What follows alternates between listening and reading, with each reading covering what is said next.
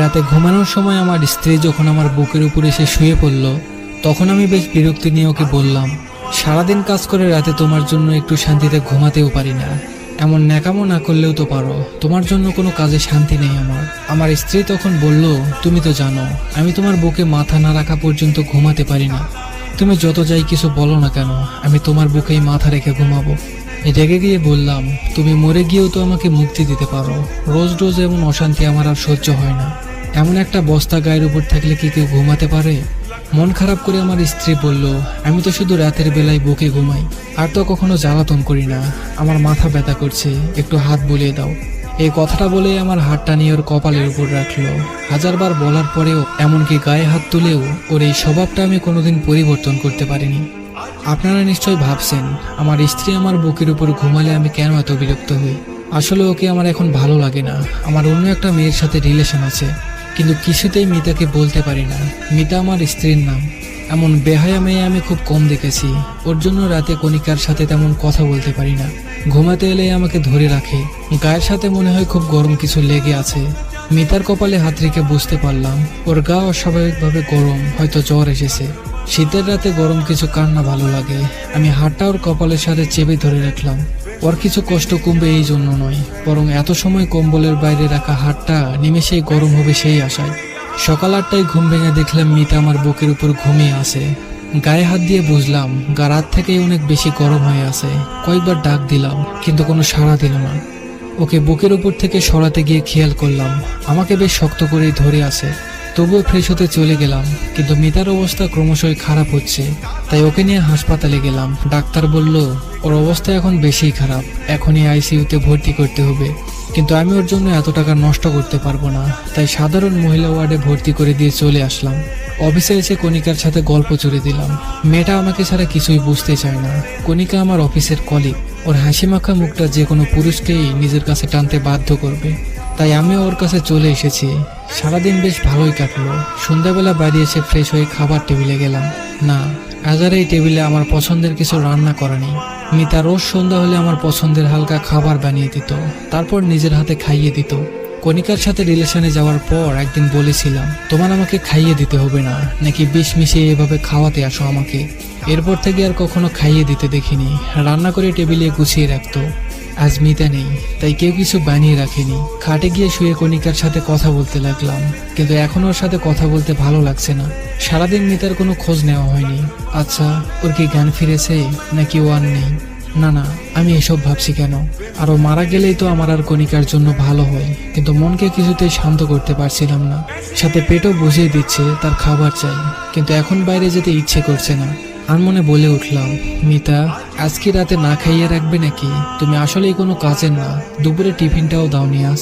হঠাৎ খেয়াল আসলো মিতা তো হাসপাতালে ভর্তি। মেয়েটার আর কোনো খোঁজ কেন নিলাম না? সকালে একবার যেতে হবে হাসপাতালে, দেখি কেমন আছে। এখন ঘুমিয়ে পড়ি, কিন্তু শুয়ে কোনো শান্তি পাচ্ছি না, কিছুতেই ঘুম আসছে না। আজ মিতা নেই বলে কি এমন হচ্ছে? হয়তো বুকের উপর কেউ না থাকলে ঘুম আসে না। অভ্যাসটা খারাপ হয়ে গেছে। রাত যত বাড়ছে মিতার কথা তত বেশি মনে পড়ছে, সাথে ক্ষুধাটাও বেড়ে চলেছে। কিছু সময় এপাশ ওপাশ করলাম, কিন্তু ঘুমাতে পারলাম না। উঠে গিয়ে ফ্রিজ খুলে খাবার আছে কিনা দেখতে গেলাম। গিয়ে দেখলাম 2টা চিংড়ি মাছ আর কাল রাতের তরকারি রাখা, সাথে ভাতও আছে। খাবারগুলো নিয়ে টেবিলে খেতে বসলাম। হঠাৎ মনে পড়লো মিতা কাল রাতে খায়নি। আমি ওকে 4টা মাছ রান্না করতে দেখেছিলাম, ভালোই হয়েছে। এখন আমি খেতে পারবো, কিন্তু গলা দিয়ে নামছে না। আগে চিংড়ি মাছ রান্না হলে মিতা আমার পাশে এসে বসে থাকতো আর ম্যাও ম্যাও করে ডাকতো, মানে তাকে খাইয়ে দিতে হবে। চিংড়ি মাছ ওর সব থেকে পছন্দের খাবার ছিল। খাবারগুলো রেখে ঘরে চলে এলাম। হঠাৎ মনে হলো কেউ আমার বুকের উপরে সে শুয়ে পড়েছে, কিন্তু না, কেউ নেই। মিতাকে খুব দেখতে ইচ্ছে করছিল। ফোনটা বের করলাম, কিন্তু এতে মিতার কোনো ছবি নেই। কণিকা সব ডিলিট করে দিয়েছিল। কিছু ভালো লাগছে না, তাই বাইক নিয়ে হাসপাতালের দিকে রওনা দিলাম ওকে দেখে আসবো বলে। কিন্তু হাসপাতালে গিয়ে জানতে পারলাম এত রাতে মহিলা ওয়ার্ডে কোনো ছেলেকে ঢুকতে দিবে না। কিছু করার নেই বলে ডাক্তারের কাছে ওর খোঁজ নিতে গেলাম। ডাক্তারকে বললাম সকালে যে মেয়েটাকে ভর্তি করানো হয়েছিল তার কি অবস্থা। ডাক্তার বলল ওনার অবস্থা খুব খারাপ, শরীর কোনো রেসপন্স করছে না, স্যালাইনও টানতে পারছে না শরীর। আইসিইউতে না রাখলে যে কোনো সময় খারাপ কিছু হতে পারে। বললাম তাহলে তাড়াতাড়ি আইসিইউতে রাখার ব্যবস্থা করুন। ডাক্তার বলল এখন আইসিইউতে কোনো সিট খালি নেই, আপনাকে অন্য কোথাও দেখতে হবে। একটা সিট খালি ছিল যা বিকেলে বুক হয়ে গেছে। ডাক্তারকে কিছু না বলে চলে এলাম সেখান থেকে। শহরে আর কোনো ভালো হাসপাতাল নেই, বাইরে নিতে গেলে এখন অনেক সময় লাগবে আর অনেক টাকা খরচ হবে। বাড়ি ফিরে এলাম, কিন্তু বাড়ি ফিরলে মিতাকে বেশি মনে পড়তে থাকলো। কণিকার জন্মদিনে আমার কাছে টাকা ছিল না, অনেক চিন্তায় ছিলাম।